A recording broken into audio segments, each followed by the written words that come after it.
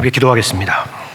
하나님 아버지 감사합니다. 이 시간 저희들에게 말씀을 주시니 감사합니다. 성령께서 저희들의 마음을 주장하여 주시고 이 말씀을 통해서 참으로 교회 역사 가운데 수많은 성도들을 일깨우시고 또 그들을 하나님의 백성으로 하나님의 사람으로 세우셨던 것처럼 오늘도 이 말씀을 통하여 그러한 은혜와 역사가 우리 가운데도 있기를 원합니다. 성령께서 저희들의 마음을 주장하여 주옵소서. 온전히 주님께 부탁드리며 예수님의 이름으로 기도합니다. 아멘. 우리 히브리서 말씀을 함께 읽었습니다. 히브리서는 특별히 신약 성경 중에서도 특별히 어렵고 또 독특한 성경으로 이해되고 있습니다. 어렵다라는 것은 다른 어떤 성경보다 구약에 대한 인용이 많이 들어있기 때문에 그렇습니다. 그렇기 때문에 우리가 구약에 대한 지식이 별로 없거나 이해가 부족한 그런 사람에게는 히브리서는 상당히 어려운 서신입니다. 더군다나 많이 구약을 인용될 뿐만 아니라 그 인용하는 방식이나 또 그것을 설명하는 그런 내용이나 목적이 다양하기 때문에 이러한 어려움은 사실 더 가중되는 것입니다. 그래서 우리가 구약에서 어려운 성경 중에 하나인 욥기 하면은 욥기 첫 장과 마지막 장만 잘 아는 것처럼 히브리서도 그 유명한 11장 믿음 장만이 우리가 잘 아는 히브리서의 모든 내용인 경우가 많습니다. 그러나 그 11장조차도 거기에 등장하는 많은 믿음의 선진들을 보면서 그 사람들 가리켜서 믿음의 영웅이니 믿음의 위인이니 하면서 정작 히브리서에서 그런 믿음의 선진들을 등장시키는 그런 목적과는 다른 방향으로 우리가 이해할 때가 많이 있는 것입니다. 그리고 독특하다라는 것은 사실 이런 부분 때문에 그렇습니다. 여러분 가운데 신약 성경에 등장하는 여러 이 서신서들을 자주 읽어보신 분들이라면 히브리서는 이런 일반적인 서신과는 형식이나 구조상으로 조금 다르다는 것을 눈치챌 수가 있을 것입니다. 예를 들어서 바울이 쓴 여러 서신들을 보면 서신의 서두에 누가 이 편지를 쓰는지 그리고 누구에게 쓰는지가 등장하고 또 그들에게 간단한 인사말이나 기도문이 등장하기도 합니다. 그런데 우리가 함께 읽은 오늘 히브리서 1장 말씀에는 이 서론의 말씀에는 당시에 이 서신에 들어가는 일반적인 서론에 해당되는 내용을 찾아볼 수가 없는 것입니다. 누가 썼는지 그리고 누가 이 편지를 받게 되었는지에 대해서도 우리는 정확하게 알 수가 없습니다. 그래서 역사적으로 이 편지를 누가 썼느냐 하는 것에 대해서 여러 추측들이 있었습니다. 하지만 그 어떤 주장도 그렇게 설득력이 있지는 않았습니다. 그래서 3세기의 초대 교부였던 오리겐이라는 교부는 히브리서의 저자는 오직 하나님만이 아신다 이렇게 말하기도 했습니다. 이처럼 편지에 등장하는 이런 일반적인 형식이 없는 반면에 우리가 이 히브리서 말씀을 읽어보면 그 내용이나 구성은 흡사 설교와 비슷하다라는 것을 느낄 수가 있습니다. 그래서 이 글은 기본적으로 설교문이 아니겠나 하는 그런 주장이 있었습니다. 실제로 히브리서 마지막 장인 13장 22절을 보면 이 글을 마무리하면서 내가 여태까지 썼던 이 글은 권면의 글이라 라고 말하고 있는데 이런 면에서 이 글이 설교였다는 것은 어느 정도 설득력이 있습니다. 실제로 여러분이 히브리서를 읽어보시면 초대교회 당시 1세기 당시에 이 초대교회 교인들은 어떻게 예배를 드렸고 그 중에서 특별히 어떤 방식으로 설교를 들었는가 하는 것을 생각해 볼 수가 있습니다. 1세기의 예배 형태는 당시에 안식일에 유대 회당에서 드려졌던 그런 예배와 비슷한 모습을 갖고 있었습니다. 회당의 회당장이 그 예배의 리더였는데 회당장이 그날 읽기로 되어 있는 구약의 본문 한 구절을 한 내용을 읽고 나면 회당장 자신이나 아니면 혹은 회중 가운데서 그것을 해석해 줄 만한 그런 사람이 그 본문의 뜻을 풀어서 설명하고 마지막에는 그 이해를 바탕으로 어떤 실천적인 권면을 이야기하는 그런 순서, 그런 방식이었습니다. 혹시 여러분이 누가복음에서 예수님께서 고향 나사렛에 가셔서 나사렛 회당에서 있었던 일을 기억하시는 분은 이 그림이 어느 정도 이해가 되리라 생각이 됩니다.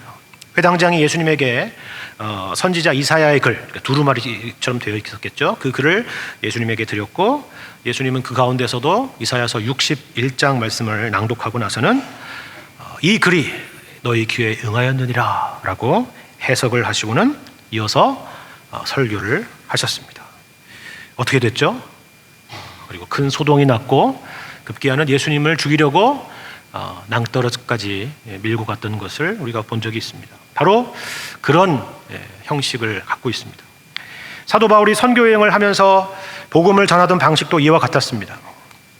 사도 바울은 그냥 돌아다니면서 노방전도를 했던 것이 아니라 특별히 흩어져 있던 회당을 중심으로 해서 안식일에 이렇게 회당에서 구약 성경을 읽고 그것을 해석하고 이것이 바로 예수 그리스도에 대한 것이라 라고 그들을 가르쳐주고 또 설교하면서 복음을 전했던 것입니다.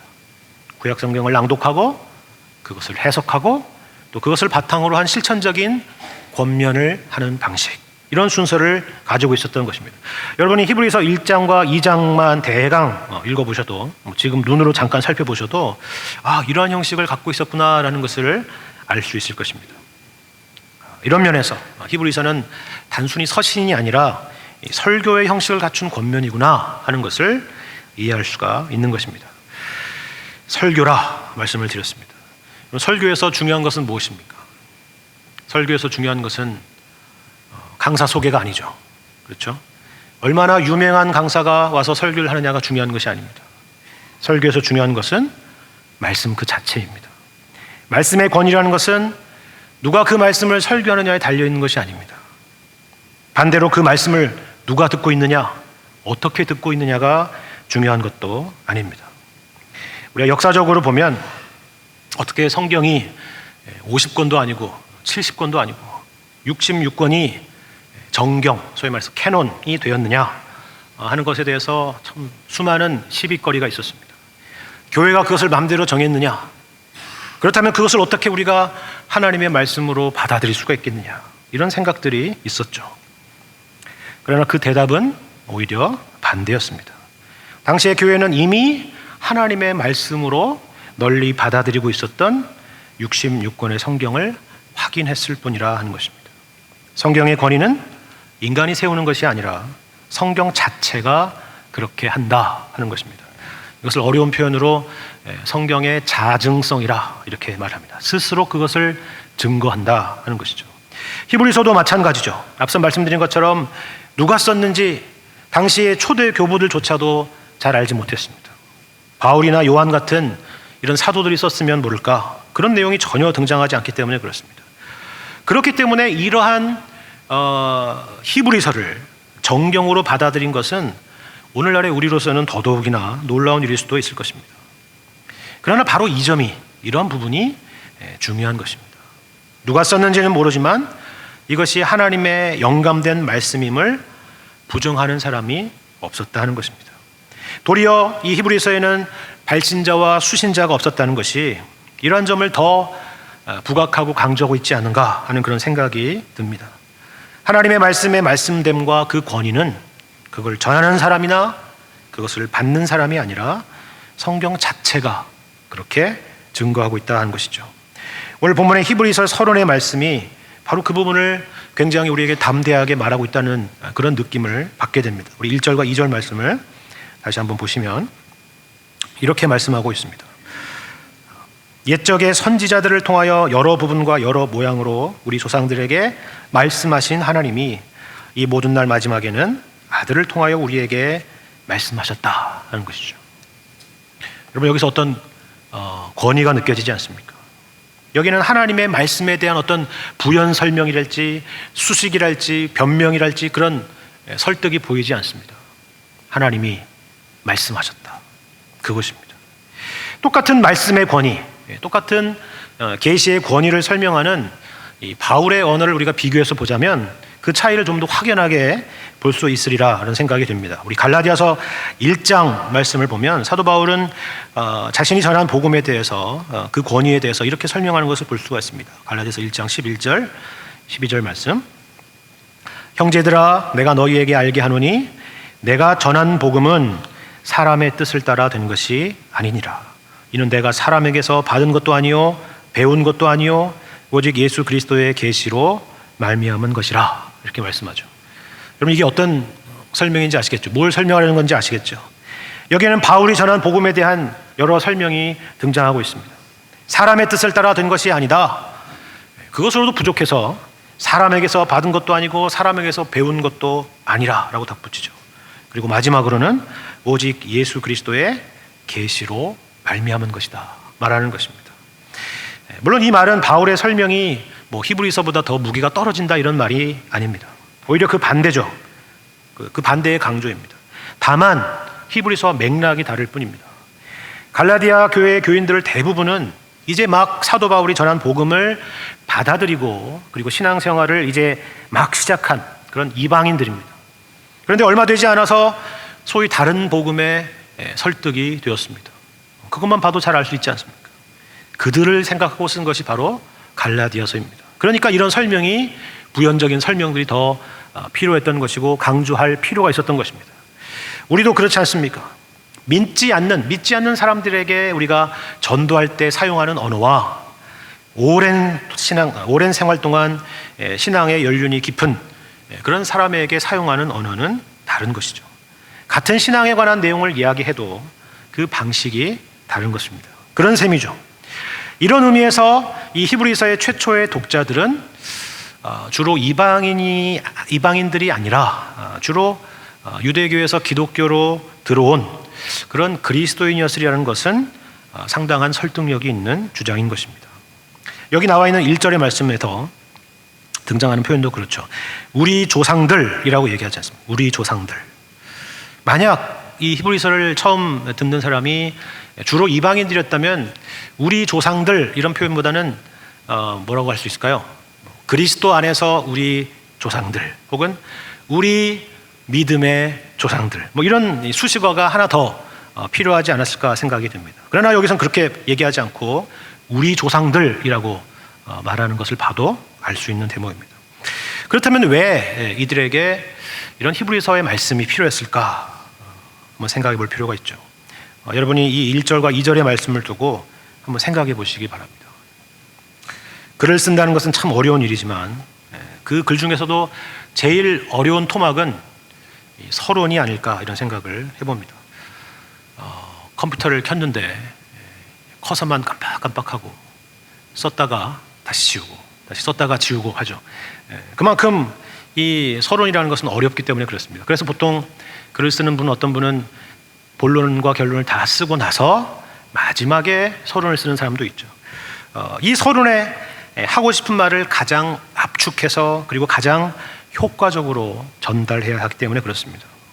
어떤 건물에 들어가는 문과 같은 것이 바로 이 서론이기 때문에 그렇습니다.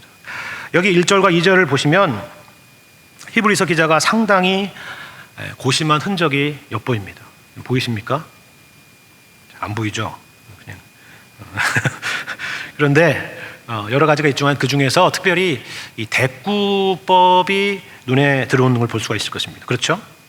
옛적에 이 모든 날 마지막에 선지자들을 통하여 아들을 통하여 우리 조상들에게 그리고 우리에게 이것입니다. 그러나 공통된 것은 하나입니다.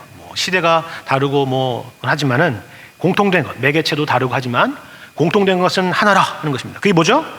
하나님이 말씀하셨다 하는 것입니다. 옛적에도 이 모든 날 마지막에도 선지자들을 통해서도 아들을 통해서도 우리 조상들에게도 우리에게도 하나님이 말씀하셨다 하는 것입니다. 말씀하시는 하나님. 이것이 바로 우리가 믿는 기독교 신앙의 가장 중요한 핵심이라는 사실을 여러분이 기억하시기를 바랍니다. 어떤 기적이나 신비나 철학이 아니라 말씀하시는 하나님이라 하는 것입니다. 좀 어려운 말로 하자면 기독교는 계시의 종교라 하는 것입니다. 계시라는 것은 하나님이 초월에 계시고 초월 가운데 머무시지 않고 당신의 어떠한 분이신가를 우리에게 드러내시고 나타내신다 하는 것입니다. 특별히 우리에게 자신을 드러내십니다. 우리 조상들에게 그리고 우리에게 말씀하셨다는 것이 바로 그러한 표현이죠. 그렇기 때문에 하나님께서 우리에게 말씀하셨다 하는 것은 이와 같이 인격적인 관계를 전제하는 것입니다. 또 그것을 목적하는 것입니다. 신앙의 목적, 그것은 하나님과 우리의 관계에 있다 하는 것이죠. 그리고 우리가 하나님께 말하는 것이 아니라 하나님께서 우리에게 말씀하셨다 하는 것은 우리에게 뭔가 문제가 있었다라는 것을 전제하는 표현이기도 합니다. 대화라는 것은 독백이 아니기 때문에 그렇습니다. 그런데 동시에 하나님께서 우리에게 말씀하셨다라고 하는 것은 그 문제를 하나님께서 그 문제대로 내버려 두지 않으시고 우리를 찾아오시며 우리에게 말씀하시는 그 하나님의 주도권, 하나님의 열심, 하나님의 신실하심, 그 변함없으심을 표현하는 내용인 것입니다. 이런 의미에서 1절에서 옛적의 선지자들을 통하여 여러 부분과 여러 모양으로 우리 조상들에게 말씀하셨다라는 이 표현의 의미를 여러분 한번 잘 생각해 보시길 바랍니다. 선지자들을 통해서 말했다라고 하니까 우리는 선지자 하면 말 그대로 제일 먼저 뭐가 떠오르십니까? 선지자가 떠오르죠. 선지자니까 선지자지, 그렇죠? 선지서가 떠오릅니다. 성경에서 제일 많은 분량을 차지하지만 제일 많이 읽지 않는 선지서가 떠오릅니다. 물론 맞는 얘기입니다. 하나님께서는 선지자들을 통해서 부지런히 여기 나와 있는 표현처럼 여러 가지 모양과 모습으로 말씀하셨습니다. 직접 선지자들에게 주신 말씀도 있었고 또 환상이나 또 여러 상징을 통해서 말씀하시기도 하셨습니다. 요즘 우리가 에스겔서 말씀을 함께 읽고 있는데 이 선지서에서 가장 많이 등장하는 표현 중에 하나가 있습니다. 그것이 뭐냐 하면 히브리어로 하자면 바요메르라는 것입니다. 바요메르. 바하는 영어로 and나 but이랑 같습니다. 요는 여호와의 여죠. 그리고 아마르라는 것은 말씀하셨다, 말한다라는 그런 의미를 갖고 있습니다. 그 무슨 말이에요? 그리고 여호와께서 말씀하셨다 하는 것입니다. 여러분 선지서 읽어보시면 바요메르 또 바요메르 말씀하시는 것입니다. 그리고 여호와께서 말씀하셨다. 그리고 여호와께서 말씀하셨다. 그런 말씀, 또 말씀, 그렇게 말씀을 반복하시는 것입니다. 누구에게요? 착하고 선한 이스라엘 백성에게가 아니라 죄악된, 패역한 이스라엘 백성들에게, 심판이 내려진 그들에게 이 선지자들을 통하여 말씀하시고 또 말씀하시는 것입니다. 그것도 끊임없이 그렇게 말씀하시는 것입니다. 그러나 여기서 나와 있는 1절의 선지자들이란 꼭 우리가 아는 그런 선지서에 나와 있는 선지자들에게만 국한된 그런 표현은 아닙니다.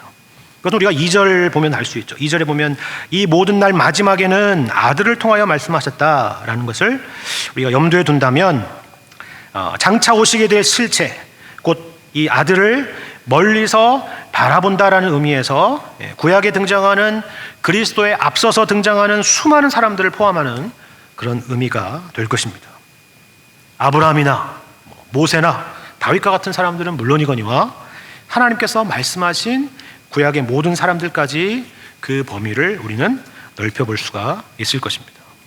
예를 들면 우리가 창세기에 제일 먼저 등장하는 내용들을 살펴보자.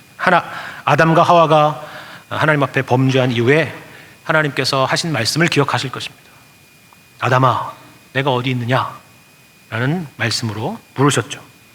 아담과 하와는 숨었고 하나님께서 먼저 주도적으로 그들에게 말씀하시고 찾아오신 것입니다. 이와 같이 구약에 등장했던 수많은 찾아오심과 수많은 말씀하심은 앞으로 이러한 모양과 모습으로 온전하게 찾아오실 단 한 사람을 가리키며 지향했던 것입니다. 그분이 바로 하나님의 아들 예수 그리스도입니다. 그렇기 때문에 뭐라고 말씀하고 있죠? 2절에 이 모든 날 마지막에는 아들을 통하여 우리에게 말씀하셨다 하는 것입니다. 이 말은 예수님이 오셔서 설교하셨다는 말씀이 아닙니다. 산상수 말씀처럼 예수님이 오셔서 우리에게 말씀을 전했다, 그런 의미가 아닙니다. 그분의 찾아오심이 바로 구약에 이야기했던 수많은 하나님의 말씀하심, 하나님의 자기 계시, 하나님의 어떠하심의 절정이요 요약이요 최종 결론이라 하는 것입니다. 영어로 하자면 That's it이란 말입니다. That's it. 하나님이 누구신지를 알고 싶은가? 하나님이 무슨 일을 행하셨는지를 알고 싶은가? 그렇다면 예수 그리스도를 바라보라 하는 것입니다. 요한복음 14장을 보면 예수님께서 빌립에게 하신 말씀이 있죠. 빌립이 아버지를 우리에게 보여주십시오. 그러면 우리가 족하겠나이다 라고 했을 때 예수님께서 하신 말씀입니다. 뭐라고 하셨죠? 나를 본 자는 아버지를 보았거늘 어찌하여 아버지를 보이라 하느냐. 그와 같은 것입니다. 여기 오늘 본문에 나와 있는 2절에 이 모든 날의 마지막이라는 말이 바로 그것을 말하는 것입니다. 우리가 일반적으로 말하는 시간을 말하는 것이 아니라 하나님의 계시의 시계는 예수 그리스도에게서 끝났다 하는 것입니다. 완성되었다 하는 것입니다. 끝났다 없다 이런 의미가 아니라 완성되었다라는 그런 의미에서 끝났다 하는 것입니다. 이제 곧 슈퍼볼이 다가오죠. 2주 뒤에 있습니다. 근데 이 풋볼의 묘미는 1쿼터, 2쿼터, 3쿼터, 4쿼터 중에 4쿼터에 있죠. 물론 이미 3쿼터까지 거의 기울어진 게임이라면 큰 의미는 없겠지만 보통은 이 4쿼터에 지고 있는 팀들은 반전을 기대하죠. 여기서 감독들의 지략 싸움이 있습니다. 특별히 이 박빙의 싸움에서는 각각의 3번씩 주어지는 이 타임아웃을 어떻게 지혜롭게 쓸지가 굉장히 중요하죠. 하지만 2미닛 워닝도 끝나고 타임아웃도 다 소진하면 이젠 정말 끝난 것입니다. 끝날 즈음 되면 지는 팀을 응원하고 있는 사람이든 이기고 있는 팀을 응원하고 있는 사람이든 화면을 보는 것이 아니라 뭘 보나요? 시계를 보죠. 시계. 언제 끝나는가? 언제 끝나는가? 이렇게 끝나면 안 되는 데도 있지만 이렇게 빨리 끝나야 되는 데는 생각도 갖고 있습니다. 그렇습니다. 시계가 멈추면 승부는 이미 갈린 것입니다. 물론 그 뒤에 인터뷰 시간도 있고 세레머니도 있고 시상식 시간도 남아있지만 그것은 승부를 되돌리는 시간은 아닙니다. 이 모든 날 마지막에 라는 것은 바로 그런 의미를 갖고 있는 것입니다. 예수님이 오셔서 십자가에서 죽으시고 부활하시고 승천하셨습니다. 그리고 하나님 우편에 앉으셨습니다. 모든 것을 다 이루셨고 승리하셨습니다. 끝났다 하는 것입니다. 그러므로 우리 죄를 위해서 예수님이 다시 오셔서 십자가를 2번 지실 일은 없습니다. 만약 주님이 다시 오신다면 그것은 우리에게는 면류관을 받는 시상식이요 승리의 축제 퍼레이드입니다. 이것이 바로 이 모든 날의 마지막이라는 것의 의미입니다. 그러면 여기서 다시 우리 처음 질문으로 돌아갈 필요가 있을 것 같습니다. 왜 이런 말씀으로 서론을 시작했을까요? 이거를 처음 읽는 독자들에겐 과연 어떤 문제가 있었던 것일까요? 우리가 히브리서를 읽어보시면 이 시기가 기독교 박해의 시기였다는 것을 알게 될 것입니다. 그런 표현들이 히브리서는 곳곳에 등장하지만 특별히 이런 표현들이 있습니다. 히브리서 10장 32절 이하의 말씀을 보시면 그들이 겪고 있었던 당시의 고난과 박해가 어떤 것이었는지 우리는 짐작해 볼 수가 있습니다. 히브리서 10장 32절 말씀.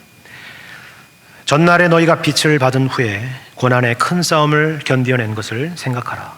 혹은 비방과 환난으로서 사람들에게 구경거리가 되고 혹은 이런 형편에 있는 자들과 사귀는 자가 되었으니 너희가 갇힌 자를 동정하고 너희 소유를 빼앗기는 것도 기쁘게 당한 것은 더 낮고 영구한 소유가 있는 줄 알미라.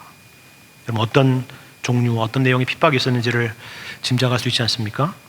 그리고 이런 표현이 있는 것도 보시기 바랍니다. 이어서 11장 말씀을 보시면 11장 36절 이하에 믿음의 선진들에 대한 이야기가 쭉 등장하고 이어서 이런 말씀이 있습니다. 또 어떤 이들은 조롱과 채찍질 뿐 아니라 결박과 옥에 갇히는 시련도 받았으며 돌로 치는 것과 톱으로 켜는 것과 시험과 칼로 죽임을 당하고 양과 염소의 가죽을 입고 유리하여 궁핍과 환난과 학대를 받았으니 이런 사람은 세상이 감당하지 못하느니라. 그들이 광야와 산과 동굴과 토굴에 유리하였느니라. 물론 여기 이 11장의 표현은 10장과는 달리 당시에 그랬다는 것은 아니고 믿음의 조상들도 이와 같은 환난과 고통을 받았다라는 그런 의미입니다. 그러나 동시에 이런 표현들이 있는 것은 이와 같은 더 가혹한 핍박이 다가올 것을 예상하는 그런 표현입니다. 학자들은 히브리서가 AD 64년 글라우디오 황제 때거나 AD 60년대에 네로치아의 박해 때가 아니겠나라고 생각을 합니다. 그리고 우리가 알다시피 그 뒤로는 더 나아진 것이 아니라 더 심각한 핍박과 고난이 있었다는 것을 잘 알고 있습니다. 좋을 때는 좋은 것이죠. 좋을 때는 모든 것이 다 좋습니다. 여러분, 사도행전 초반부에 등장하는 것처럼 3,000명, 5,000명이 회심을 하고 주님께 돌아오고 사도들의 가르침을 받아서 서로 교제하고 떡을 떼며 기도하기를 힘쓰는 그런 시절은 참 좋은 것입니다. 스스로도 뿌듯하고 그것을 멀리서 지켜보는 사람들도 저기에 뭔가가 있나? 나도 한번 가볼까 하는 그런 호기심이 가득한 그런 시절입니다. 그러나 박해의 시기는 누구나 괴로운 것입니다. 앞서 보신 것처럼 당시의 신앙 때문에 겪는 육체적이고 경제적이고 사회적인 피해는 이루 말할 수 없었을 것입니다. 사람들의 조롱과 비방을 받는 것도 예사였을 것입니다. 그러나 이러한 혹독한 환경은 다만 이런 외적인 고통뿐만이 아니라 그들의 내면을 파고들죠. 신앙 자체의 회의를 갖게 하는 것입니다. 처음 예수를 믿을 때 그 확신과 환희와 기쁨은 어디로 갔는가? 그것을 약속했던 약속은 어디 있는가? 혹시 내가 잘못 온 게 아닐까? 그렇지 않다면 왜 세상은 나에게 이처럼 적대적이고 또 왜 나에게는 고난이 있는가? 정말 예수가 구약에서 예언됐던 그 그리스도인가? 그 메시아인가? 정말 예수가 구원을 완성하시고 끝냈는가? 하는 그런 생각들이 있었을 것입니다. 그러는 가운데 하나 둘씩 다시 본래의 고향인 유대교로 돌아가는 사람들이 생기기 시작하고 이러한 분위기는 남아있던 자들에게도 적잖이 영향을 미쳤을 것입니다. 바로 이러한 분위기에서 히브리서 기자는 이 모든 것을 설명할 책임을 가지고 이 말씀을 기록했을 것입니다. 먼저 우리가 믿는 기독교 신앙이 틀린 것이 아닐 뿐만이 아니라 예수 그리스도께서 바로 구약에서 약속한 바로 그분이시라는 것을 설명해야 했습니다. 히브리서에서 구약 성경을 이처럼 많이 인용하고 있는 이유가 바로 그것입니다. 그리고 오늘날 우리가 당면한 이 고난의 현실이 과연 무슨 의미가 있는가 하는 것에 대해서 말씀을 통해서 설명해야 했을 것입니다. 이것이 바로 히브리서가 그들에게 있었던 이유고 또한 우리에게 주어진 이유인 것입니다. 여러분 가운데서도 가끔은 그런 생각을 하시는 분들이 있을 줄 압니다. 기독교 신앙만으로는 충분하지 않다 하는 그런 생각이죠. 주님 한 분만으로 만족한다 하는 것은 교회 안에서 하는 이야기고 우리 교회 문만 벗어나면 그런 생각이 아니라는 그런 생각이 떠나는 그런 걸 우리가 경험하죠. 물론 우리가 교회에서 이런 것들을 드러내놓고 말하고 있지는 않겠지만 우리의 삶을 보면 우리의 믿음의 내용이 무엇인가가 드러나게 되고 또 드러날 수밖에 없는 것입니다. 주일과 평일이 다른 삶이죠. 신앙이라는 것을 그저 하나의 보험처럼 여기는 삶입니다. 보험은 생활이 아니죠. 만일을 대비하는 방법일 뿐입니다.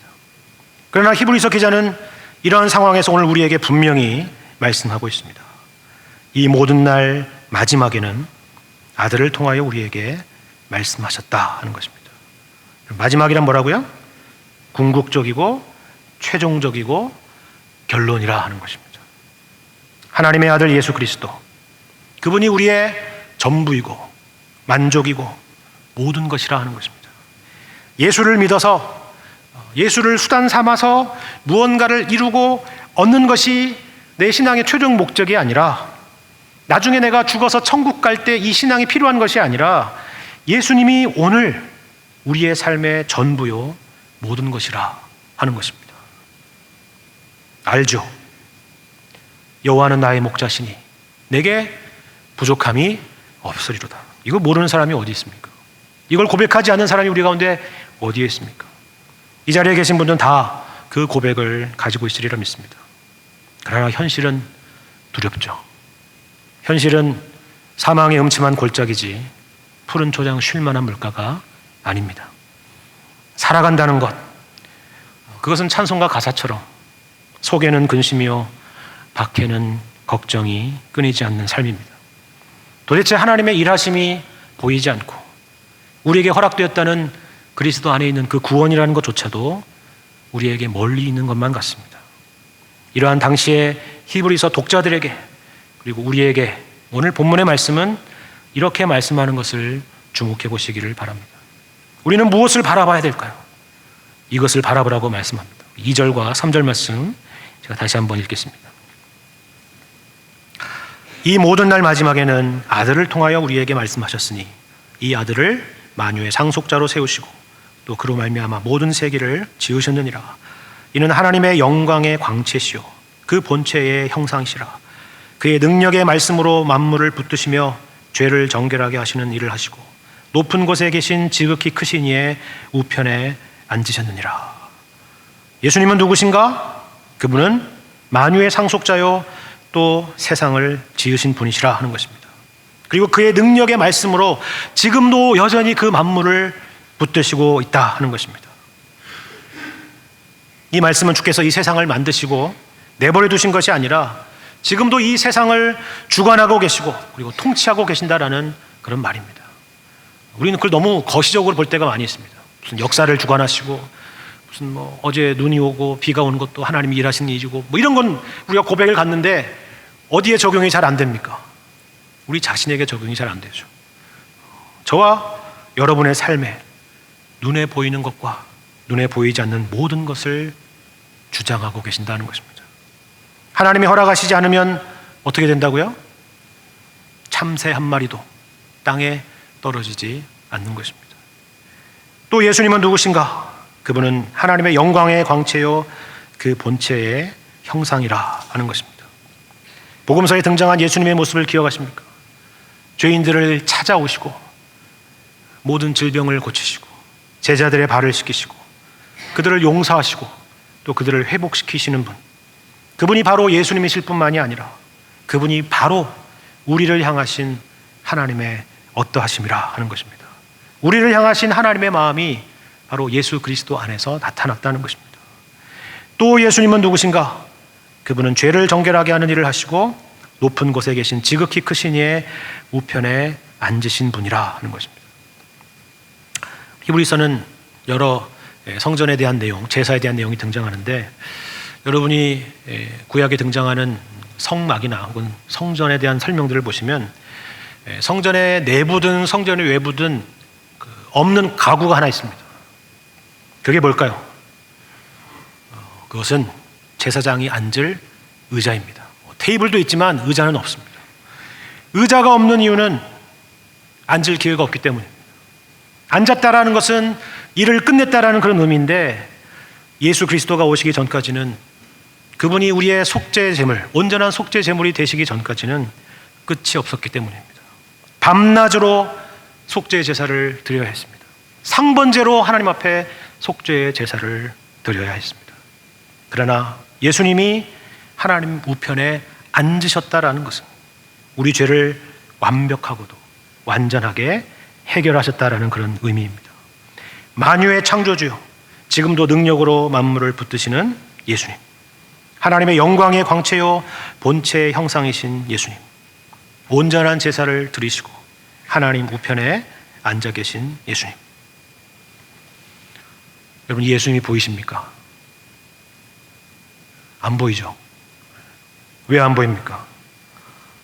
이 모든 것은 우리의 육안으로 보는 것이 아니라 믿음으로만 볼 수 있기 때문에 그렇습니다. 왜 히브리서에서 이 믿음이라는 주제를 강조하는지 여러분 이제는 조금 이해가 되실 것입니다.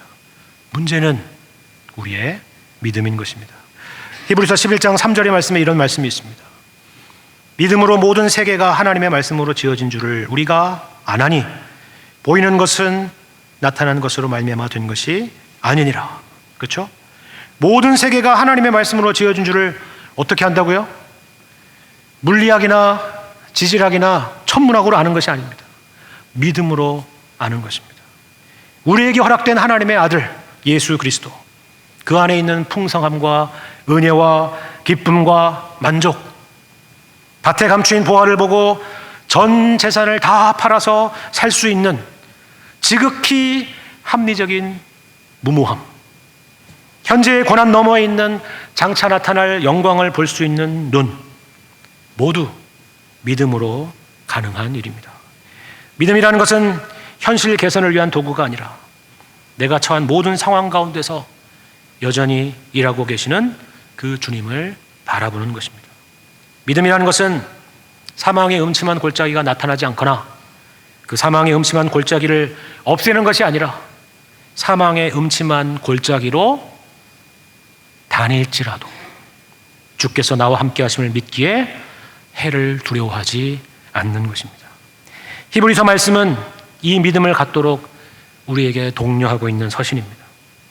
넘어지지 말고, 헤매지 말고, 돌아서지 말고, 우리 주님께 우리의 믿음의 시선을 고정하여 꿋꿋하게 하나님의 자녀의 길을 가도록 이끌어주는 말씀인 것입니다. 이 말씀을 통하여 만물을 창조하시며 다스리시는 주님, 하나님의 영광의 광채이신 주님, 하나님의 우편에 계신 승리하신 주님을 믿음으로 바라보시고 그 믿음으로 우리 주님과 같이 오늘 우리에게 허락된 모든 크고 작은 현실들을 살아내시고 인내하시고 승리하게 되시는 여러분과 제가 되기를 주님의 이름으로 간절히 축원합니다.